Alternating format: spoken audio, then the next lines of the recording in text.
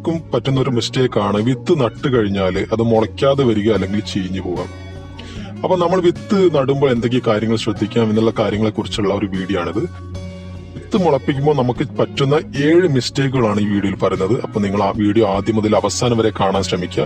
എങ്കിൽ തീർച്ചയായും നിങ്ങൾക്ക് അടുത്ത പ്രാവശ്യം ഒരു വിത്ത് മുളപ്പിക്കുമ്പോൾ നിങ്ങൾക്ക് അതിന്ന് കൂടുതൽ ഒരു 99% അല്ലെങ്കിൽ 100% വിത്ത് മുളച്ചു വരാനുള്ളൊരു ചാൻസ് ഉണ്ട്. അപ്പൊ നിങ്ങൾ തീർച്ചയായിട്ടും ഈ വീഡിയോ മുഴുവനായിട്ട് കാണാൻ ശ്രമിക്കുക.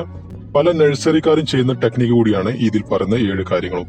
അപ്പൊ നമ്മൾ ഈ 7 കാര്യങ്ങൾ നമ്മൾ തെറ്റിച്ചാണ് ചെയ്യാറ്. അപ്പൊ ഏതൊക്കെയാണ് ആ കാര്യങ്ങൾ നോക്കാം. ഒന്നാമത്തെ കാര്യം, നമ്മളെല്ലാവരും പലപ്പോഴും കിട്ടുന്ന വിത്തുകൾ അത് നല്ല വിത്തുകളാണോ അതോ പഴയ ഓൾഡ് സ്റ്റോക്ക് വിത്തുകളാണെന്ന് പലരും ശ്രദ്ധിക്കാറില്ല. വിത്തുകൾ വാങ്ങുമ്പോൾ എപ്പോഴും നമ്മൾ ടാഗിംഗ് ഉള്ള ക്ലിയറായിട്ട് നന്നായി പാക്ക് ചെയ്ത പാക്കറ്റുകൾ മാത്രം വിത്ത് വാങ്ങാൻ ശ്രമിക്കുക. അങ്ങനെയുള്ള വിത്തുകളിൽ തീർച്ചയായിട്ടും അതിന്റെ എക്സ്പയറി ഡേറ്റ് കൂടി ഉണ്ടാകും. അങ്ങനെ എക്സ്പയറി ഡേറ്റ് ഉണ്ടെങ്കിൽ നമുക്ക് തീർച്ചയായിട്ടും നോക്കിയിട്ട് മനസ്സിലാക്കാൻ പറ്റും വിത്തിന്റെ കാലാവധി കഴിഞ്ഞിട്ടുണ്ടോ. മിക്കവാറും വിത്തുകൾ 1 വർഷം വരെയൊക്കെ വിത്തുകൾക്ക് അങ്കുരശേഷി ഉണ്ടാവുള്ളൂ. അതുകൊണ്ട് പല വിത്തുകൾ പല രീതിയിലൊക്കെ റെഫ്രിജറേറ്ററിലൊക്കെ വളരെ സൂക്ഷിച്ചൊക്കെ പലരും സൂക്ഷിക്കാറുണ്ട്. അങ്ങനെയൊക്കെ സൂക്ഷിച്ചു കഴിഞ്ഞാൽ പിന്നെ നമുക്കൊരു 3-4 മാസം കൂടി എക്സ്റ്റെൻഡ് കിട്ടും. വിത്തുകൾ നമ്മൾ നടുകയാണെങ്കിൽ തീർച്ചയായിട്ടും ഇങ്ങനെ നല്ല ക്വാളിറ്റിയുള്ള വിത്തുകൾ തന്നെ തെരഞ്ഞെടുത്ത് നടാൻ ശ്രമിക്കുക. അപ്പൊ നമുക്ക് എങ്ങനെയാണ് വിത്തുകൾ നല്ല വിത്താണോ അതോ അതിന്റെ എക്സ്പയറി ഡേറ്റ് കഴിഞ്ഞത് നമുക്ക് മുളയ്ക്കുമോ എന്ന് നമുക്ക് പരിശോധിക്കാൻ നോക്കാം. 2 കാര്യങ്ങൾ നമുക്ക് ശ്രദ്ധിക്കാം. അതായത് ഒന്നാമത്തെ കാര്യം, നമുക്ക് വിത്തുകൾ നമ്മൾ വെള്ളത്തിലിട്ട് കഴിഞ്ഞിട്ടുണ്ടെങ്കിൽ കാണാൻ സാധിക്കും അങ്കുരശേഷി നഷ്ടപ്പെട്ട വിത്തുകളെല്ലാം മുകളിൽ പൊങ്ങി നിൽക്കും. മുളയ്ക്കാൻ ചാൻസുള്ള എല്ലാ വിത്തുകളും വെള്ളത്തിൽ താഴ്ന്നു കിടക്കും. അപ്പൊ ഈ മുകളിൽ പൊങ്ങിക്കിടക്കുന്ന വിത്തുകളെല്ലാം നമുക്ക് മാറ്റിയിട്ട് താഴ്ന്നു കിടക്കുന്ന വിത്തുകൾ എടുത്ത് നമുക്ക് മുളപ്പിക്കാൻ വെക്കാം. അങ്ങനെയുള്ള വിത്തുകൾ പൂർണ്ണമായിട്ട് മുളയ്ക്കുന്നതാണ്. മറിച്ച് അങ്കുരശേഷി നശിച്ചു കഴിഞ്ഞിട്ടുണ്ടെങ്കിൽ ഉള്ളില് മാംസളഭാഗം എല്ലാം ഉണങ്ങിയിട്ട് ഉള്ളില് എയർ കുടുങ്ങും. ആ എയറാണ് മുകളിൽ പൊങ്ങി നിൽക്കാനുള്ള ഒരു സാധ്യത വരുത്തുന്ന സംഭവം. അപ്പൊ എപ്പോഴും നിങ്ങൾ വെള്ളത്തിലിട്ട് നോക്കിയിട്ട് നല്ല വിത്തുകൾ സെലക്ട് ചെയ്യാം. മോശം വിത്തുകൾ നമുക്ക് ഒഴിവാക്കാം. പിന്നെ രണ്ടാമത്തെ കാര്യം, നമുക്ക് നനഞ്ഞ ടിഷ്യൂ പേപ്പറിൽ വിത്തുകൾ പൊതിഞ്ഞു വെച്ച് കഴിഞ്ഞിട്ടുണ്ടെങ്കിൽ നല്ല വിത്തുകളെല്ലാം മുളച്ചു വരും. ഇങ്ങനെ മുള വന്ന വിത്തുകൾ മാറ്റി നടുമ്പോൾ നമുക്ക് കൂടുതൽ ചാൻസ് ഉണ്ടാവും മുളയ്ക്കാൻ. മറ്റൊന്ന്, നമ്മൾ ഓരോ ട്രേ ഒക്കെ കാലി വരും, നമ്മൾ വെറുതെ നനച്ച് കഷ്ടപ്പെടും, ചിലപ്പോൾ വിത്തുകൾ മുളച്ചില്ലെന്ന് വരും. ഇങ്ങനെ ടിഷ്യൂ പേപ്പറിൽ നമ്മൾ പൊതിഞ്ഞു വെച്ച് കഴിഞ്ഞിട്ടുണ്ടെങ്കിൽ മുളയ്ക്കാൻ ചാൻസ് ഉള്ള എല്ലാ വിത്തുകളും മുളച്ചു വരികയും ചെയ്യും. നമുക്ക് ആവശ്യമുള്ള മുളച്ച വിത്തുകൾ മാത്രം എടുത്തിട്ട് നമുക്ക് ട്രേയിലേക്ക് മാറ്റാം. അങ്ങനെ നമുക്ക് നല്ല വിത്തുകൾ സെലക്ട് ചെയ്യാൻ പറ്റും. രണ്ടാമത്തെ കാര്യം, നമ്മൾ തെറ്റായ രീതിയിലാണ് പലരും വിത്ത് നടാറ്. അതായത് നമ്മൾ വിത്ത് നടുമ്പോൾ നമ്മൾ സാധാരണ പൊട്ടയിലൊക്കെ നടുകയാണെങ്കിൽ ചിലര് വളരെ ആഴത്തിൽ നടും. അങ്ങനെ വിത്ത് നമ്മൾ വളരെ ആഴത്തിൽ നടേണ്ട ആവശ്യമില്ല. വിത്ത് നടുന്നതിന്റെ സ്റ്റാൻഡേർഡ് രീതി എങ്ങനെയാണെന്ന് വെച്ചിട്ടുണ്ടെങ്കിൽ വിത്തിന്റെ 2 മടങ്ങ് അല്ലെങ്കിൽ 3 മടങ്ങ് ആഴത്തിൽ മാത്രമേ വിത്ത് നടേണ്ട ആവശ്യമുള്ളൂ. അതായത് ഒരു വിത്ത് നടുന്നതിന്റെ 3 മടങ്ങ് ആഴം എത്രയെന്ന് വെച്ചിട്ടുണ്ടെങ്കിൽ 3 പ്രാവശ്യം വിത്ത് വെച്ച് കഴിഞ്ഞാൽ ഉയരം അത്രയ്ക്ക് നമ്മൾ വിത്ത് താഴത്തിൽ വെച്ചാൽ മതി. ചിലപ്പോൾ 2 മടങ്ങൊക്കെ മാക്സിമം മതി. അപ്പൊ 3 മടങ്ങ് വരെ നമുക്ക് കൊണ്ടുപോകാം. കൂടുതൽ നമ്മൾ ആഴങ്ങളിലേക്ക് വിത്തുകൾ ഇറക്കി കഴിയുമ്പോൾ വിത്തിന്റെ മുകളിലേക്ക് വരാനുള്ളൊരു ചാൻസ് കുറയും. ചിലപ്പോൾ ദുർബലമായ അവസ്ഥയൊക്കെ ആണെങ്കിൽ മുകളിലേക്ക് എത്തുന്നതിന് മുമ്പ് ചിലപ്പോൾ വിത്ത് നശിച്ചു പോകാനൊക്കെ ചാൻസ് ഉണ്ട്. അപ്പൊ നമ്മൾ ആ കാര്യം നമ്മൾ ശ്രദ്ധിക്കുക. പിന്നുള്ള കാര്യം, നമ്മൾ ഓവറായിട്ട് പ്രസ് ചെയ്ത് താഴ്ത്താൻ പാടില്ല. പലരും ചെയ്യുന്നത് കണ്ടിട്ടുണ്ട്. വിത്ത് ട്രേയിൽ വെച്ച ശേഷം ഒരുപാട് വിരലുകൊണ്ട് പ്രസ് ചെയ്ത് കൊടുക്കും. നന്നായിട്ട് പ്രസ് ചെയ്ത് കൊടുക്കുന്നതാണ്. പക്ഷെ അങ്ങനെ പ്രസ് ചെയ്ത് കൊടുക്കേണ്ട ഒരു ആവശ്യമില്ല. അങ്ങനെ പ്രസ് ചെയ്ത് കൊടുക്കുമ്പോൾ കൂടെയുള്ള മണ്ണൊക്കെ നന്നായിട്ട് പ്രസ് ചെയ്ത് കൊടുത്തിട്ടുണ്ടെങ്കിൽ വിത്തിന്റെ മുളയ്ക്ക് മുകളിലേക്ക് വരാനുള്ളൊരു വിത്ത് അതിൻ്റെ ഉള്ളിൽ ട്രാപ്പായി പോയിട്ട് വിത്ത് നശിച്ചു പോകും. വിത്തിന്റെ മുളയ്ക്ക് നശിച്ചു പോകാനുള്ള ഒരു ചാൻസ് വളരെ കൂടുതലാണ്. അപ്പൊ നമ്മൾ വിത്ത് അങ്ങനെ വിരൽ കൊണ്ട് അമർത്തി കൊടുക്കേണ്ട ഒരു ആവശ്യമില്ല. ജസ്റ്റ് ഒന്ന് വിത്തിന്റെ 1 മടങ്ങോ 2 മടങ്ങോ അല്ലെങ്കിൽ മാക്സിമം 3 മടങ്ങോ ആഴത്തിലേക്ക് വിത്ത് വെച്ചാൽ മതി. അങ്ങനെ വെച്ച് കഴിഞ്ഞിട്ട് പൊട്ടി മിശ്രിതം ഒന്ന് പരത്തിയ ശേഷം ഒന്ന് നനച്ചു കൊടുത്താൽ മതി. അങ്ങനെ നനച്ചു കൊടുത്ത് നമുക്ക് 3 ദിവസത്തിനുള്ളിൽ വിത്ത് മുളച്ചു വരും. അപ്പൊ അങ്ങനെ ചെയ്യാം. മറിച്ച് തെറ്റായ രീതിയിൽ വിത്ത് നടാതിരിക്കാൻ പ്രത്യേകം ശ്രദ്ധിക്കുക. മൂന്നാമത്തെ തെറ്റ് എന്താണെന്ന് വെച്ചിട്ടുണ്ടെങ്കിൽ, നമ്മൾ മോശം പോട്ടി മിശ്രിതം നിറച്ചിട്ട് അതിൽ നമ്മൾ വിത്ത് മുളപ്പിച്ചിട്ടുണ്ടെങ്കിൽ വിത്ത് മുളയ്ക്കാനുള്ള ചാൻസ് കുറയും. ചിലപ്പോൾ ഒരൊറ്റ വിത്ത് മുളച്ചെന്ന് വരില്ല. അപ്പൊ എന്താണ് മോശമായിട്ടുള്ള പോട്ടി മിശ്രം എന്ന് വെച്ചിട്ടുണ്ടെങ്കിൽ, നമ്മൾ മണ്ണ് മാത്രമായിട്ട് എടുത്തിട്ട് അതിൽ വിത്ത് നടരുത്. കാരണം എന്താ വെച്ചാൽ മണ്ണ് മാത്രം വെച്ച് കഴിഞ്ഞിട്ടുണ്ടെങ്കിൽ അതിൽ വിത്തുകൾക്ക് മുളയ്ക്കാനുള്ള ടെൻഡൻസി പൊതുവെ കുറയും.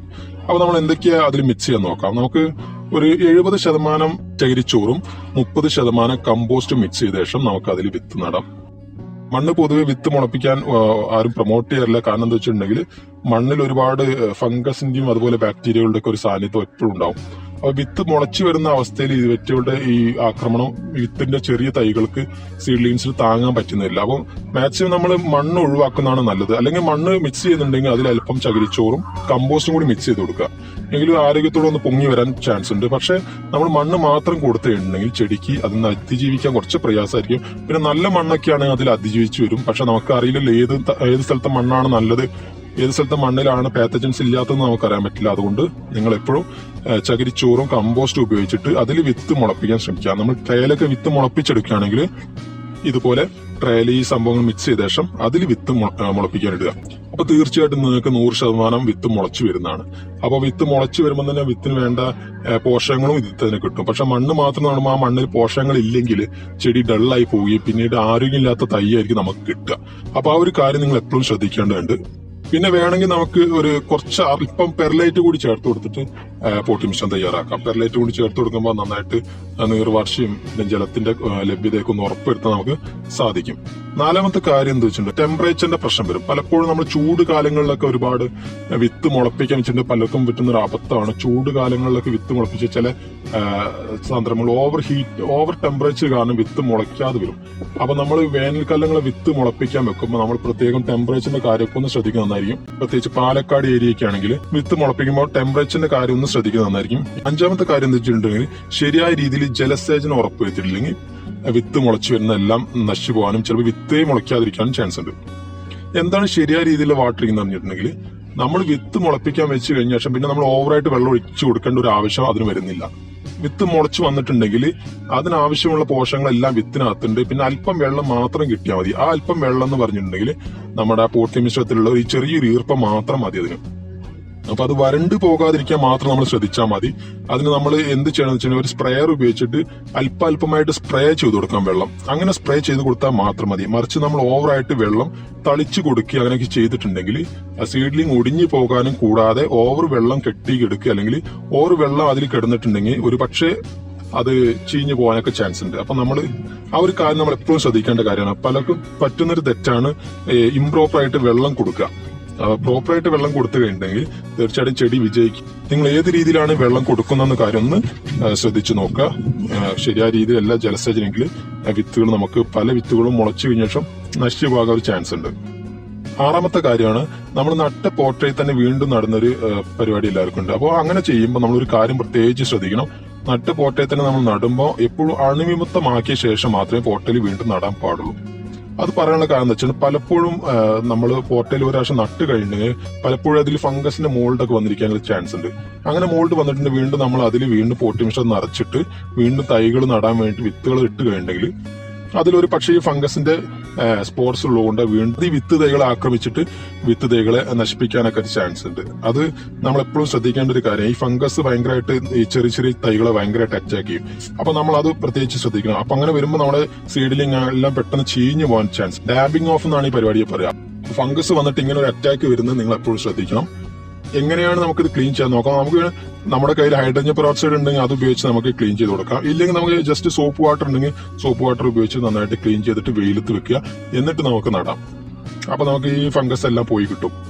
പിന്നെ 7-മത്തെ കാര്യമാണ് ഏറ്റവും അവസാനത്തെ കാര്യം, നമ്മൾ പ്രോപ്പറായിട്ട് വെളിച്ചം കൊടുക്കുക. അതായത് സൺലൈറ്റ് കൊടുക്കേണ്ട കാര്യം. അതായത് വിത്ത് മുളച്ച് വന്നിട്ടുണ്ടെങ്കിൽ നമ്മൾ നേരിട്ട് സൺലൈറ്റ് കൊടുക്കേണ്ട ഒരു ആവശ്യം അതിന് വരുന്നില്ല. അതായത് വിത്ത് മുളച്ച് 2 ഇല പ്രായമാവുന്നവരെ അതിന് സൺലൈറ്റിന്റെ ആവശ്യമില്ല. കാരണം അതിന് വേണ്ട ആഹാരങ്ങളെല്ലാം വിത്തിനുള്ളിൽ തന്നെ അടങ്ങിയിട്ടുണ്ട്. അപ്പൊ 2 ഇല പ്രായമാവുന്നവരെ അതിന് പ്രത്യേകിച്ച് സൺലൈറ്റിന്റെ ആവശ്യമില്ല. അപ്പൊ നമ്മൾ വിത്ത് മുളയ്ക്കാനൊക്കെ നമ്മൾ വിത്ത് ട്രേയിൽ വെച്ച ശേഷം പൊരി വെയിലത്തൊക്കെ കൊണ്ടുവെക്കുന്നത് കാണാം. അതിനൊന്നും ആവശ്യമില്ല. വിത്ത് മുളച്ചു വരുന്ന വരെ നമുക്ക് തള്ളത്ത് തന്നെ വെച്ചാൽ മതി. തള്ളത്ത് വെച്ചാൽ തന്നെ വിത്ത് മുളച്ചു വരും. മറ്റേ ഇരുണ്ട ഭാഗത്തൊന്നും ഒരിക്കലും കൊണ്ടുവെക്കരുത്. അങ്ങനെ വെച്ചിട്ടുണ്ടെങ്കിൽ ചെടികൾ കാലൊക്കെ ഭയങ്കരമായിട്ട് വളർന്നു പോകാനൊക്കെ ചാൻസ് ഉണ്ട്. നമ്മൾ ജസ്റ്റ് ഒന്ന് 2 ഇല പ്രായമാവുന്നവർ 1 മണിക്കൂറൊക്കെ വെയിൽ കൊണ്ടാൽ മാത്രം മതി. അപ്പൊ ആ കാര്യം നിങ്ങൾ തീർച്ചയായിട്ടും ശ്രദ്ധിക്കേണ്ടതാണ്. ഇത്രയൊക്കെയാണ് 7 കാര്യങ്ങൾ. നമുക്ക് വിത്ത് മുളപ്പിക്കുമ്പോൾ വരുന്ന 7 മിസ്റ്റേക്കുകളാണ്